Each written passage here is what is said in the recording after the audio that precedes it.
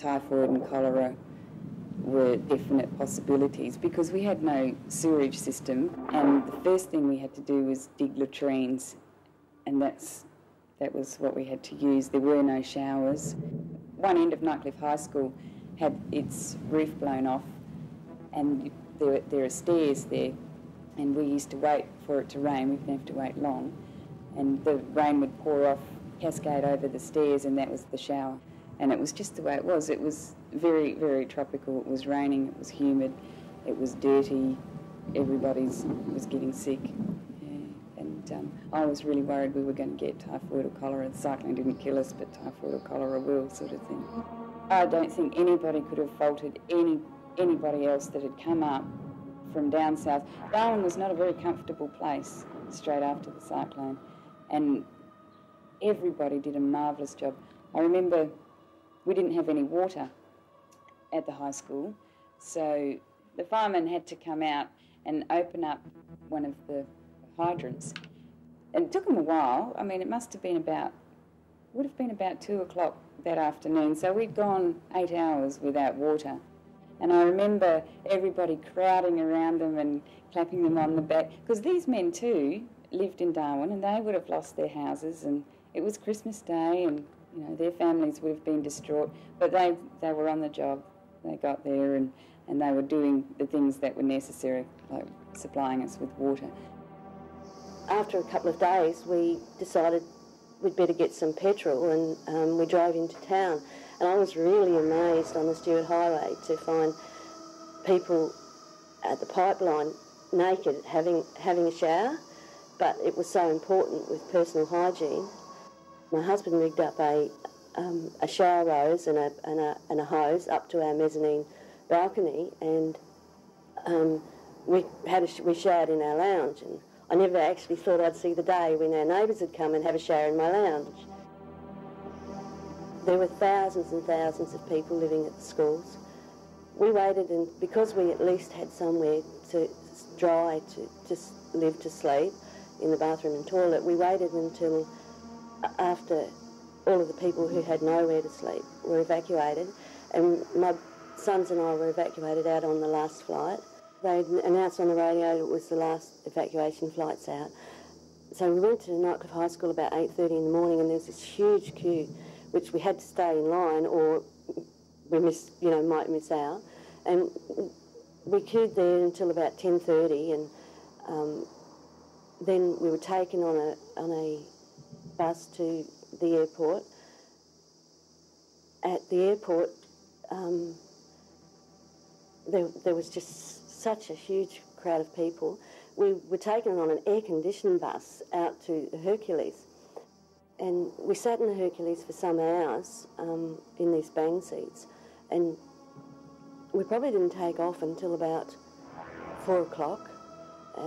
It was a 5.5-hour flight, and at first it was really, really hot.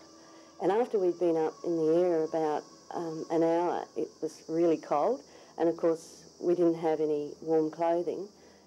When we landed in Adelaide,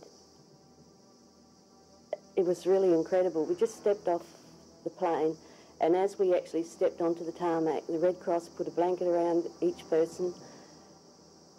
When we walked into the terminal, there were people there just wanting to help.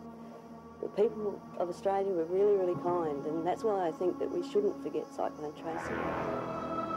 The way in which they were so compassionate and giving.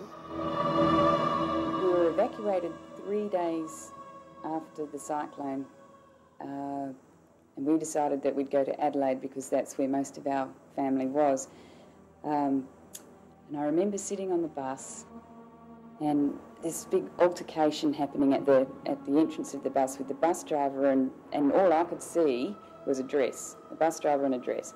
And I heard this man's voice shouting, and it wasn't the bus driver's voice.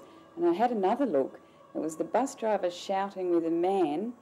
He seemed to be a man because he had a very, unshaven appearance. It was 3 days after the cyclone. No one was shaving. So it was a lost cause, I think, for the poor person. And he didn't get on. But we got out to the airport and we had to wait and wait and wait. And no electricity, no fans, lots of people stuck together, almost literally during the middle of the day. I'm sure it was actually a very well organised uplift of people, because there were tens of thousands or 20,000 people to worry about. But from my perspective, all I remember was that everyone who wanted to go to Brisbane had to go to a plane on the tarmac, and they all jumped on their plane and it took off. 10 minutes later, everyone that wanted to go to Adelaide jumped on another plane. We got to Adelaide via Brisbane, Sydney, Melbourne, Adelaide, and apparently those Brisbane people went Adelaide, Melbourne, Sydney, Brisbane. We figured something must have gone wrong there, and it wasn't a comfortable trip. Safety really wasn't the major concern, and comfort certainly wasn't. And we hadn't really, soap was at an absolute premium at the time. None of us had had a decent bath since the cyclone. And I remember feeling extremely sorry for the air crew.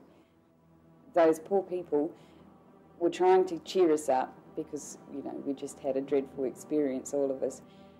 We got to Brisbane and I think they'd realised by then that it was going to be a really long trip for us. So they decided to take us to a place to feed us.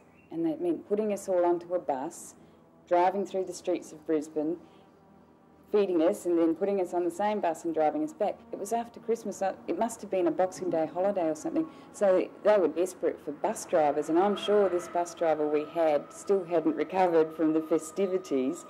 And I remember a lady shouting, "The cyclone didn't kill us, but this bloke's going to." We sideswiped cars. We actually sideswiped a car. We hit a pole. And this is all of us sitting on a bus thinking, "Wow, welcome to Brisbane." Yeah, and we knew we had a long trip to go as well. So we got to Adelaide, and there were people there to meet us. I thought it was very nice, a whole welcoming crew.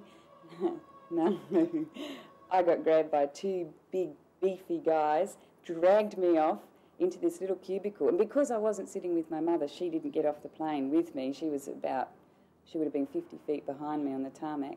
And these two great big guys grabbed me. And by this stage I realised that anything could happen. It already had. So they grabbed me and they were dragging me off. And I thought, oh, I've been kidnapped. And then they pulled out a needle. And that's when I knew I was in deep trouble. These two big blokes with a needle. What I didn't see was the Red Cross bands on their arm. And they were it was a tetanus injection or something. But they didn't bother to explain that to me.